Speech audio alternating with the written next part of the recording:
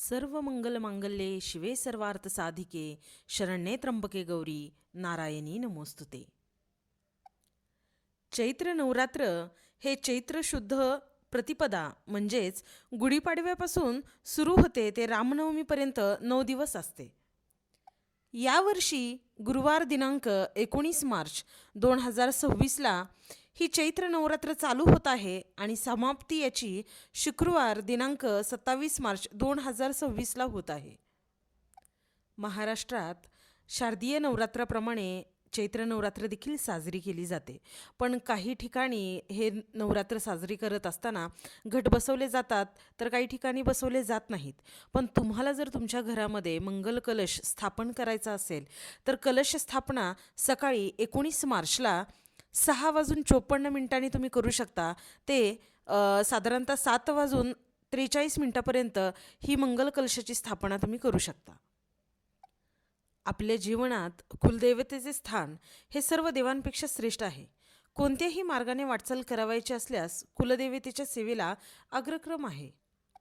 तसेच निरनिराळ्या बाधा, व्याधी, संतती, विवाह, शत्रुनाश, आर्थिक सुबत्ता, कुटुंबात शांती व आरोग्य याविषयी कुलदेवतेचा कृपेचा अगदी निकट संबंध आहे.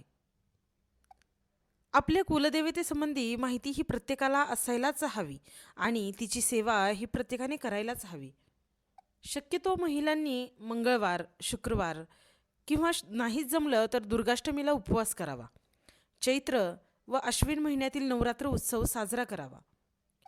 वर्षातून एकदा कुलदेवतेच्या मूळ स्थानावर जाऊन तिचा योग्य रीतीने मान सन्मान करावा. हिरवी साडी, हिरवा खण, मणिमंगळसूत्र, जोडवे, विरोदे, हळद, कुंकू, गुलाल, शेंदूर, पंचखाद्य, खेळणा, पाळणा, हार, वेणी, होमपुडा, ओटीचे साहित्य, 5 फळे आणि पुरणाचा नैवेद्य दाखवावा व एका ताटात पुरण थापून त्यात 21 फुलवाती लावाव्यात व देवीची आरती करावी. यावर्षी गुरुवार दिनांक 26 मार्चला अष्टमी तिथी आहे. तर या अष्टमी तिथीला तुम्ही देवीची ही सेवा करू शकता. त्याचप्रमाणे श्री दुर्गा सप्तशती ग्रंथाची एकूण 14 पारायणे करावीत. कुलदेवतेची सेवा चालू असताना सकाळ संध्याकाळ एक माळ 99 मंत्र ओम ऐं ह्रीं क्लीं चामुंडाय विचे या मंत्राचा जप करावा. या चैत्र नवरात्रीची कथा अशी आहे की दक्षराजाच्या यज्ञाच्या वेळी सतीने आपला देह यज्ञात जाळून घेतला. हे आपल्याला माहीतच आहे. त्यानंतर त्रिपुरासूर, तारकासूर या दैत्यांच्या नाशासाठी आदिशक्तीला भूतलावर अवतार घ्यावायचा होता. त्यासाठी तिने हिमालयाची पत्नी मैनावती हिला प्रेरणा दिली व तिच्या पोटी जन्म घेण्याचे ठरवले. त्याप्रमाणे सती नष्ट झाल्यानंतर मैनावतीने सतीची मातीची मूर्ती तयार केली व गंगा किनारी उग्र तपश्चर्याला प्रारंभ केला. आदिशक्तीने आपल्या पोटी जन्म घ्यावा असा मैनावतीचा हेतू होता. तिची चिकाटी आणि तपश्चर्या पाहून प्रसन्न होऊन आदिशक्तीने मैनावतीच्या उदरी जन्म घेतला.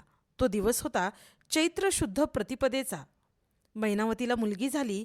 तिचे नाव पार्वती ठेवण्यात आले. पार्वती मातेचा जन्म चैत्र महिन्याच्या प्रतिपदेला झाला म्हणून या दिवशी नवरात्र साजरे केले जाते व देवीचे पाठ करून हवन केले जाते. या नवरात्रात देवीच्या दर्शनास जातात. माता शक्तीची मुख्य रूपे प्रसिद्ध आहेत. त्यातील काही सौम्य आहेत.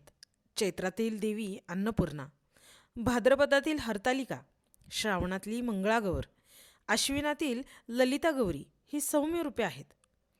ऐश्वर्याची देवी महालक्ष्मी आणि विद्येची, ज्ञानाची देवी महासरस्वती ही ती रूपे आहेत. रूपे अनंत तरी ईशतत्व एकच, त्या देवीचा हा उत्सव. श्री महाकाली, महालक्ष्मी, महासरस्वती, राजराजेश्वरी, आई साहेब. श्री अंबा माता की जय. श्री अंबा माता की जय. श्री अंबा माता की जय.